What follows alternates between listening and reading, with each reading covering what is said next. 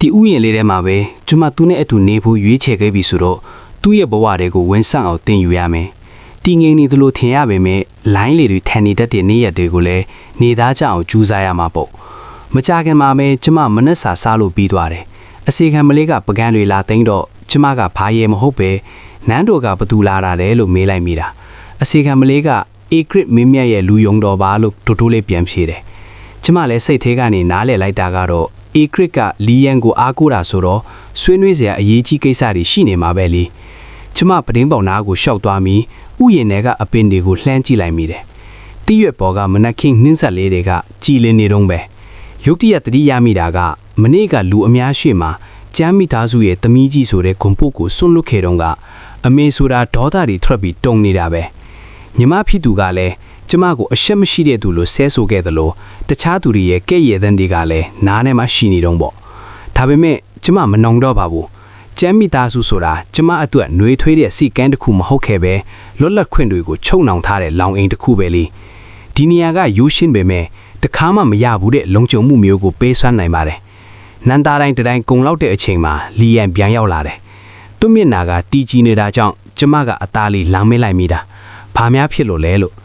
သူကခေါင်းခါပြပြီးအေးဆေးတဲ့လေသံနဲ့ပဲကိစ္စကြီးကြီးမားမားမဟုတ်ပါဘူးမနှက်ဖြန်နန်းတော်တယ်လာခဲ့ဖို့အေခရစ်ကမိန့်ကြားလိုက်တာကျန်းနန်ဒေတာရဲ့ကုံစီပို့ဆောင်ရေးကိစ္စဆွေးနွေးဖို့ပါတဲ့သူကခဏလောက်တုံဆိုင်သွားပြီးကျမကိုကြည့်ကမျက်ဝင်းထဲမှာအားနာတဲ့အရေးအယောင်လေးတွေနဲ့နောက်ဆုံးရင်နန်းတော်တဲ့ကိုခဏသွားရတော့မှဒါမှမဟုတ်အလုပ်ကိစ္စနဲ့အပြင်သွားရတာမျိုးလည်းရှိနိုင်တယ်မင်းဘေးမှာအမြဲရှိမနေနိုင်တော့ဘူးလို့ပြောလာတာကျမနားလဲပါတယ်ရှင်ကအလုပ်ကြီးတွေလုပ်နေရတာပဲကျမအထက်စိတ်မပူပါနဲ့ဒီမှာပဲအဆင်ပြေအောင်နေထိုင်ရင်ရှင်ပြန်လာမှာကိုစောင့်နေပါမယ်လို့ပြန်ပြောလိုက်တယ်လီယန်ကကျမကိုစိုက်ကြည့်ရင်သူ့လက်ခံစားချက်တွေကိုအနှဲငယ်ဖော်ပြလာတယ်လို့ပဲလက်ကိုဆန့်ထုတ်ပြီးကျမစပင်တွေကိုလာထိချင်းပုံရပြီမယ်ဝေခွဲမရဖြစ်နေတယ်လို့နဲ့ပခုံးကိုပဲအตาရပုတ်လိုက်ပြီးမင်းကိုစိတ်မတက်မတာဖြစ်အောင်လုံမိတယ်လို့ပြောလိုက်တာအဲ့ဒီလိုအตาရပုတ်လိုက်တာလေကကျမတို့ကြားကစိမ့်တက်မှုတွေကိုအဆုံးတက်လိုက်သလိုပဲကျမရင်ထဲမှာနှွေးထူးထွားပြီးမျက်ဝန်းတွေတောင်အနှင်းငယ်နီမြန်းလာမိတယ်ခေါင်းခါပြရင်စိတ်မတက်မတာမဖြစ်ပါဘူးလို့ပြောလိုက်တာပေါ့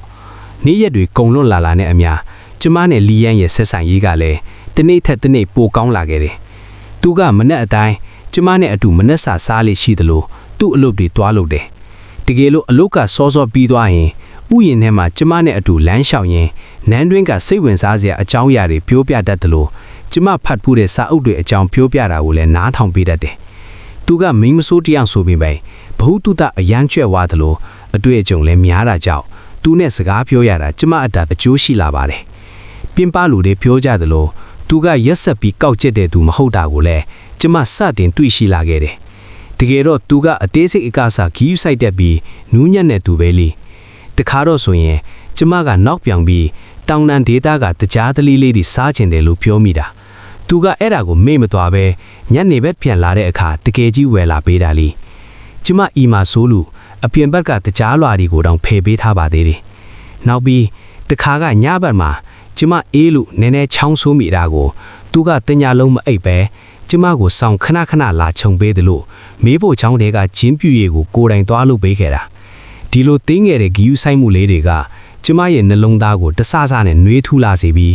းကျမလည်းအိမ်တောင်မှုကိုထိမ့်သိမ့်ကိုစတင်သင်ယူလာတော့တယ်ဒီအိမ်မှာအစေခံတွေရှိနေပေမဲ့လည်းသူ့ရဲ့စာကြီးကံကိုကျမကိုယ်တိုင်ပဲတေးတက်ပြင်ဆင်ပေးသလိုသူ့ရဲ့စွပ်ပြဲနေရဲ့အဝတ်စားလေးတွေကိုလည်းကိုယ်တိုင်ပဲဖားသေးပေးဖြစ်တယ်ဒီလိုတင်းငယ်တဲ့အပြူအမူလေးတွေကကျမရဲ့နှလုံးသားကိုတဆက်နဲ့နှွေးထွေးလာစေတာပါ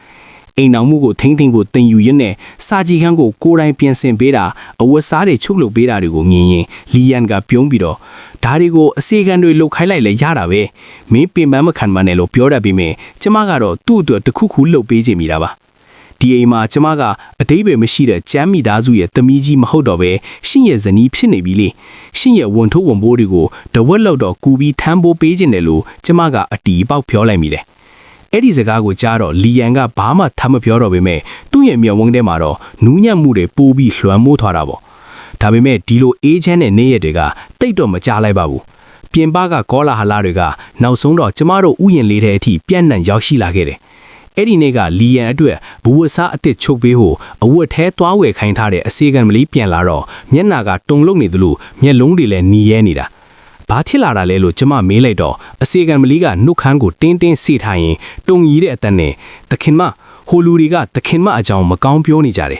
အရှက်မရှိပဲမိမဆိုတဲ့အောင်နဲ့လက်ထက်ရတာကအာနာကိုမက်လို့ပါဆိုပြီးကျမ်းမိသားစုရဲ့ဂုံတိခါကိုညှိုးနွမ်းစေတယ်လို့ပြောနေကြတာတဲ့အဲ့ဒီစကားကိုကြားလိုက်ရတဲ့အချိန်မှာပဲကျမရင်ထဲလေးလံသွားတော့တာပဲကောလာဟလာတွေကိုရင်ဆိုင်ဖို့ပြင်ဆင်ထားတယ်ဆိုပေမဲ့ကိုယ်တိုင်ကြားလိုက်ရတဲ့အခါမှာတော့စိတ်ထဲမှာမတက်မတာဖြစ်ရတာပေါ့ကျမကအသက်ပြင်းပြင်းတစ်ချက်ရှူလိုက်ပြီးအစေခံမလေးရဲ့ပခုံးကိုပုတ်ပြီးရင်စိတ်မကောင်းမဖြစ်ပါနဲ့သူတို့ကအမှန်ကိုမသိလို့ပြောနေကြတာပဲပြောပါစီလှုပ်ထားလိုက်ပါလို့နှစ်သိမ့်လိုက်မိတဲ့အစေခံမလေးကခေါင်းနှိပေမဲ့ငိုတာတော့မရက်သေးပဲသူတို့ပြောတာတွေကအယမ်းရက်ဆက်လွန်းတယ်တခင်မကသူ့နဲ့မထိုက်တန်ဘူးလို့တောင်ပြောကြတာတဲ့မထိုက်တန်ဘူးဟုတ်လားလူကျမကခရဟရေမောလိုက်တယ်ထိုက်တန်သလားမထိုက်တန်ဘူးလားဆိုတာကျမတယောက်ပဲသိတာလေအဲ့ဒီအချိန်မှာပဲလီအန်ဖြင်ရောက်လာပြီးတစ်ချက်ကြည့်လိုက်တာနဲ့တခုခုမားနေပြီဆိုတာသူသိသွားပုံရတယ်သူကကျမဘေးကိုရှောက်လာပြီးဘာဖြစ်လာတာလဲလို့မေးတော့အစီကံမလေးကဖြစ်သမျှအကြောင်းစုံကိုပြောပြလိုက်တာပေါ့လီယန်ရဲ့မျက်နှာကချက်ချင်းတီးကြည့်သွားပြီးမျက်ဝန်းထဲမှာလည်းအေးဆက်ဆက်အကြည့်တွေဖြတ်ပြေးသွားတာသူကကျမကိုစိုးရင်တကြီးကြည့်ရင်တိတ်ပြီးတော့စိတ်ထဲမထားပါနဲ့အဲ့ဒီလူတွေပြောတဲ့စကားတွေကိုယုံစရာမလိုဘူးလို့ပြောရှာတယ်ကျမကတော့ဘာမှမဖြစ်တယ်လို့ပြုံးပြီးရှင်နဲ့လက်ထပ်ရတာကကျမကိုယ်တိုင်ရွေးချယ်ခဲ့တဲ့လမ်းပဲဘသူတွေဘလို့ပဲပြောကျမဘယ်တော့မှနောင်တမရမှာမဟုတ်ဘူးလို့ပြန်ပြောလိုက်တယ်လီယန်ကကျမကိုစိုက်ကြည့်နေရင်သူ့ရဲ့မျက်ဝန်းထဲကအေးဆက်မှုတွေပျောက်ကွယ်သွားပြီးအစားထိုးဝင်ရောက်လာတာကတော့အယမ်းကိုလီးနက်တဲ့ကြီးစုစိတ်တွေပဲဖြစ်ပါတယ်သူကလက်ကိုဆန့်ထုတ်ပြီးကျမလက်ကိုအตาရစွတ်ကိုက်လိုက်တယ်သူ့လက်ကအေးဆက်နေပြီမဲ့ခွန်အားတွေအပြေပါပဲနောက်ဆိုရင်မဲအကြောင်းမကောင်းပြောရတဲ့သူဘသူ့ကိုမှငါလုံးဝအလိုမပေးမှာဘူးဆိုတဲ့ပြတ်သားတဲ့လေတံနဲ့ပြောလိုက်တာ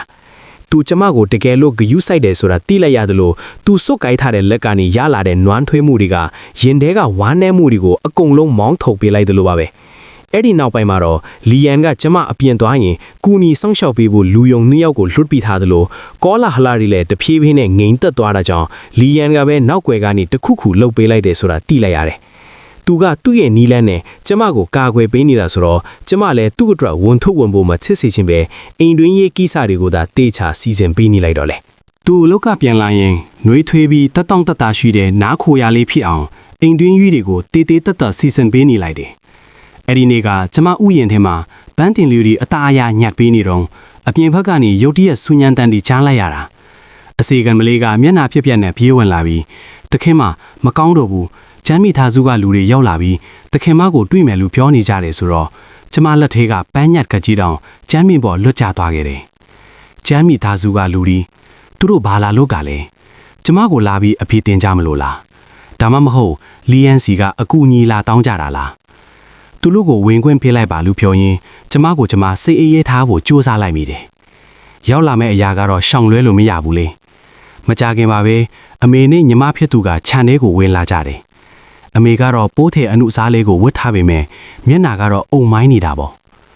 ့အမေနောက်ကလိုက်လာတဲ့ကျန်းလီရဲ့မျက်နှာကလည်းကြည့်မကောင်းလာသလိုသူတို့နှစ်ယောက်လုံးရဲ့အကြည့်တွေထဲမှာကျမအပေါ်အထင်အမြင်သေးမှုတွေနဲ့ဒေါသတွေပြည့်နေတာအမေကစကားကိုဒေါသတကြီးစားပြောလာတာကနင်ဘာတွေလွတ်လိုက်လဲဆိုတာနင်သိလားနင်ကကျန်းမိသားစုကိုလူကြားတဲ့အဆက်ခွဲလိုက်တာပဲတဲ့ကျမကတော့သူ့ကိုအေးဆက်ဆက်ပဲပြန်ကြည့်ပြီးကျမလုပ်တဲ့ကိစ္စကကျန်းမိသားစုနဲ့ဘာမှမပတ်သက်တော့ပါဘူးလူပုံကလေးမှာကျန်းမိသားစုရဲ့သမီးကြီးနေရာကိုစွန့်လွတ်ခဲ့ပြီးပြီဆိုတော့ကျမတို့ကြားမှာဘာဆက်ဆံရေးမှမရှိတော့ဘူးလေလို့ပြန်ပြောလိုက်တယ်အဲ့ဒီအခါကျန်းလီကလောင်ရည်ပြီးဘာဆက်ဆံရေးမရှိတော့ဘူးဟုတ်လားပြောရတာလွယ်လိုက်တာငါတို့ကျမ်းမိသားစုကနင့်ကိုဒီလောက်နှစ်အကြာကြီးကျွေးမွေးပြုစုလာလို့သာနင်ဒီနေ့လိုအခြေအနေမျိုးရောက်နေတာပေါ့အခုနန်းသွင်းအရာရှိနဲ့ပတ်သက်ခွင့်ရသွားလို့ငါတို့ကိုကန်ထုတ်ချင်နေတာလားလို့ဆိုလာတာကျမကတော့ဝမ်းနည်းစိနဲ့ပဲပြုံးလိုက်မိတယ်အမေတို့မေ့နေပြီလားအစတုန်းကမိသားစုအကျိုးအမြတ်အတွက်ဆိုပြီးကျမထက်အသက်50ကျော်ကြီးတဲ့လူအိုကြီးစီမှာမယားငယ်အဖြစ်အသင်းပေးစားခဲ့တာလीအဲ့ဒီတုန်းကကျမသာအသေးအလဲမတော်လာခဲ့လीအခုချိန်ဒီကဘာပေါ်မှာရှိတော့မှာမဟုတ်ဘူးကျမ်းမိသားစုကကျမကိုကျွေးမွေးခဲ့တာတွေကိုကျေးဇူးတင်ပါတယ်ဒါပေမဲ့အမေတို့ကကျမရဲ့ပျော်ရွှင်မှုကိုစသေးဘူးဆုံးဖြတ်ခဲ့ကြတဲ့ကအဲ့ဒီကျေးဇူးတွေအကုန်ကျေသွားပါပြီလို့ပြောလိုက်တော့အမေကဒေါသတွေထွက်ပြီးတုံနေတာပဲ နင်ကတကယ်ကိုပြုပြင်လို့မရတဲ့သူပဲဒီနေ့ငါတို့လာတာနေနဲ့ရန်ဖြစ်ဖို့မဟုတ်ဘူးအခုကျမ်းမိသားစုမှာအခက်အခဲတွေရှိနေလို့နန်းတွင်းအရာရှိစီကအကူအညီလိုအပ်နေတာနင်ကသူ့ကိုအကူအညီပေးဖို့ပြောရမယ်တဲ့တကယ်တော့ဒါကြောင့်ကိုလောလို့ကျမစိတ်ထဲကနေလောင်ရီမိတယ်ကျမ်းမိသားစုဆိုတာအကျိုးရှိနေကျမကိုအဖိုးတန်ပစ္စည်းလို့သဘောထားပြီးအကျိုးမရှိနေတော့အမိုက်လိုပစ်ထုတ်တဲ့သူတွေလို့မှတ်ချက်ချလိုက်မိတယ်ကျမမပြောနိုင်ဘူးလီယန်ကကျမရဲ့ခင်မန်းပါကျမ်းမိသားစုရဲ့အားကိုးရာမဟုတ်ဘူးသူ့ရဲ့အာနာကလည်းကျမ်းမိသားစုကိုကျော်အတွက်အထုံးချဖို့မဟုတ်ဘူးလို့ပြပြတတပြောလိုက်တာပေါ့နင်ကမပြောနိုင်ဘူးဟုတ်လားအမေကပြောရင်ကျမစီကိုတက်လာပြီးလက်ရွယ်လိုက်တဲ့အချိန်မှာပဲအေးဆက်တဲ့စကားတန်ထွက်ပေါ်လာတာကဘယ်သူကလက်ဖြားနဲ့ထိရဲသလဲတဲ့အားလုံးလွှဲခိလိုက်တဲ့အခါလီယန်ကဘယ်အချိန်ကလေးကတကားဝါမှာရောက်နေမှမသိပဲမျက်နာကအုံမိုင်းနေသလိုအကြည့်တွေကလည်းလူတစ်ယောက်ကိုအေးခွဲသွားစေနိုင်လောက်ပါတယ်သူကကျမဘေးကိုအမြန်လျှောက်လာပြီးကျမကိုကြောနောက်မှာကာကွယ်ထားလိုက်ကအမေနဲ့ညီမဖြစ်သူကိုအေးဆက်ဆက်စိုက်ချီနေတာအမေတို့နှစ်ယောက်လုံးလီယန်ကိုမြင်တော့မျက်နာတွေချက်ချင်းပြတ်သွားကြတာပေါ့သူတို့ကကျမကိုမုန်းပေမဲ့လီယန်ရဲ့အာနာကိုတော့အယမ်းကောက်ကြတယ်အမေကလက်ကိုအမြန်ပြန်တင်လိုက်ပြီးလေသံကိုအသားရရှော့ပြီးအရာရှိမင်းကိုစကားဆလိုက်ပါတော့တယ်အရာရှိမင်းကျမတို့ကတမိကြီးကိုလာကြည့်တာပါလို့အမေကပြောတော့လီယန်ကလှောင်ကြီးလိုက်ပြီးကျန်းကြော်ခမမှတ်မားနေပြီထင်တယ်သူမကကျမ်းမိသားစုရဲ့လူမဟုတ်တော့ဘူးအခုသူမကလီယန်ရဲ့ဇနီးဖြစ်နေပြီခမတို့ကသူမကိုလာကြည့်တာဆိုရင်တော့ကျမကြိုးဆိုပါတယ်ဒါပေမဲ့တခြားကိစ္စအတွက်ဆိုရင်တော့ပြန်ကြပါတော့လို့နှင်းထုတ်လိုက်တာပေါ့အဲ့ဒီမှာညီမဖြစ်သူကျန်းလီကတက်တိမွေးပြီးအရာရှိမင်းကျမ်းမိသားစုကတကယ်ပဲအခက်ခဲကြုံနေရလို့ပါအရှင်းနဲ့နဲ့ကူညီပေးမယ်ဆိုရင်ကျမတို့မိသားစုကဒီကျေးဇူးကိုအမြဲတမ်းပြန်ဆက်ပါမယ်လို့ပြောလာပြန်တယ်ကျေးဇူးဆက်မယ်ဆိုတဲ့စကားကိုကြားတော့လီယန်ကမျက်နှာတီးသွားပြီးကျွန်တော်ကျမ်းမိသားစုစီကဘာကျေးဇူးဆက်တာမှမလို့ချင်းဘူးပြီးတော့ကျွန်တော်ဇနီးကလည်းမကူညီနိုင်ဘူးလို့ပြောပြီးပြီပဲခမရတို့အခုပဲမြန်မြန်ထွက်သွားကြတာကောင်းမယ်ဒီမှာနေပြီးမျက်စိနှောက်အောင်မလုပ်ပါနဲ့လို့ပြက်ပြက်သားသားပြောလိုက်တော့တာပဲအမေနဲ့ညီမဖြစ်သူဟာမျက်လာတွေပြတ်သွားပေမဲ့ဘာမှထက်မပြောရကြတော့ဘူးလီယန်သာစိတ်ဆိုးသွားရင်ကျမ်းမိသားစုရဲ့အခြေအနေကအခုထက်ပိုဆိုးသွားနိုင်မှန်သူတို့သိနေတာကိုနောက်ဆုံးတော့ကျမကိုမကြည်မနှက်နဲ့စိုက်ကြည့်ပြီးလှည့်ထွက်သွားကြတာကိုကြည့်ရင်ကျမတက်ပြင်းအရှိကြီးချော့လိုက်မိတယ်လီယန်ကကျမပဲလှည့်လာပြီးစူးရင်တကြီးနဲ့မင်းဘာမှမထစ်ဘူးမလားထိတ်လန့်သွားတာမျိုးရှိလားလို့မေးရှာတယ်ကျမကခေါင်းခါပြရင်မျက်ရည်တွေဝဲလာပြီးကျမဘာမှမထစ်ပါဘူးကျေးဇူးတင်ပါတယ်လို့ပြောလိုက်တော့သူကလူမိုက်လေငါ့ကိုကျေးဇူးတင်တယ်လို့ဘာလို့ပြောနေတာလဲဆိုပြီးကျမမြေဝုန်းထောင်ကမျက်ရည်တွေကိုအသားအရတုတ်ပေးခဲ့ပါတယ်ငါရှိနေတဲ့ဘသူကမှမင်းကိုလာနှောက်ရက်ခွင့်မပေးဘူးလို့သူပြောတဲ့အချိန်မှာကျမလည်းမအောင်ထားနိုင်တော့ပဲသူ့ရင်ခွင်ထဲတိုးဝင်ပြီးအကျယ်ကြီးငိုချလိုက်ကပေါ့ဒီအတော်အတွင်းမှာရင်ထဲမှာဖိနှိပ်ထားရတဲ့အားငယ်မှုတွေဝမ်းနည်းမှုတွေနဲ့ကြောက်ရွံ့မှုတွေအားလုံးကမျက်ရည်အဖြစ်စီးကျလာခဲ့တယ်လီယန်ကကျမကြော်လေးကိုအသားအရပုတ်ပေးရင်းမငုံနဲ့တော့နော်အရာအားလုံးကပြီးဆုံးသွားပါပြီလို့နူးနူးညံ့ညံ့ချောမြူပေးနေတာ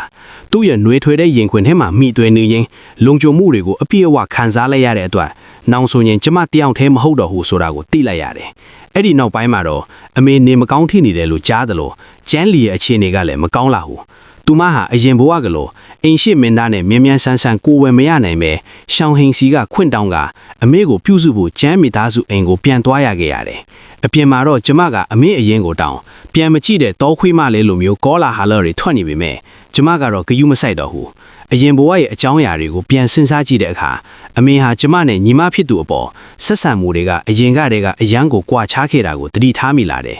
လူပုံအလဲမှာကျမကိုပိုချစ်ပြပေမဲ့တကယ်တမ်းကျတော့ညီမဖြစ်သူဘက်ကပဲအမြဲတမ်းရက်တီးပြီးခဲ့တာလေကျမတေဆုံးသွားတဲ့နောက်မှာလဲအမေကညီမဖြစ်သူကိုပဲအားကိုးခဲ့တာဆိုတော့ကျန်းလီကဒါသူမရဲ့သမီးအရင်ဖြစ်ပြီးကျမကတော့တခြားလူရဲ့နေရာကိုလူထားတဲ့သမီးအတုလို့ခံစားရတယ်အမေကညီမဖြစ်သူကိုမိပကွယ်ကြီးဖြစ်စေချင်လို့ကျမကိုနှိပ်စက်ခဲ့တာဆိုရင်လေဒီဘဝမှာတော့ဒီတိုက်ကွဲကနေကျမရှောင်ထွက်ပေးလိုက်ပါပြီကျန်းမီတော်စုရဲ့သမီးကြီးနေရာရောမိပကွယ်နေရာရောကိုကျန်းလီကိုပဲအကုန်ပေးလိုက်မယ်သူမအနေနဲ့အိမ်ရှိမင်းသားရဲ့ရင်သွဲကိုတကယ်ပဲလွယ်နိုင်မှာလားဆိုတာစောင့်ကြည့်ကြတာပေါ့